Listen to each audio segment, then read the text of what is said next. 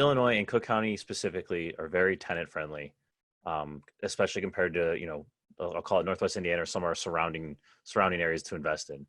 So what are some of the gotchas you've seen over the years? I'm a new investor. I'm here in Chicago. I've just heard the rumors. What are some of the things that I need to be aware of so I can successfully own real estate in the Chicagoland area?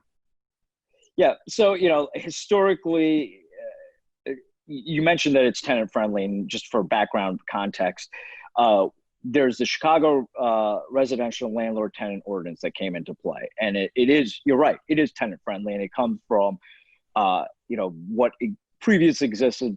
You had bad landlords and slumlords who would end up taking advantage of tenants, and for public policy reasons, et cetera.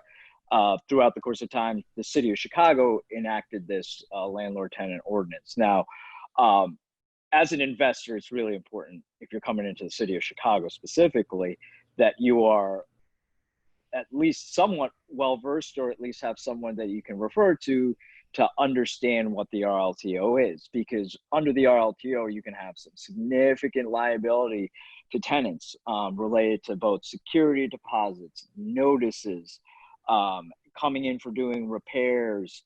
There are a lot of aspects, and it's a pretty big ordinance. And, some of the liability that a landlord could face is they can owe triple security deposit, attorney's fees, be dragged into a lot of lawsuits. And when really the intent of the landlord was not to do anything wrong with the tenant, but they just handled something incorrectly, like putting their money in the wrong account and not an interest-bearing account, or not paying out interest. So those are just some of the things that I see pretty regularly. And I'll say security deposit cases are a significant portion of things that I see that tenants will raise. And they kind of dovetail with tenant other complaints and them just trying to weasel out of paying rent and trying to negotiate things. But once they get a hold of an attorneys, as much as you may not like them, they do know what they're doing. So on both sides.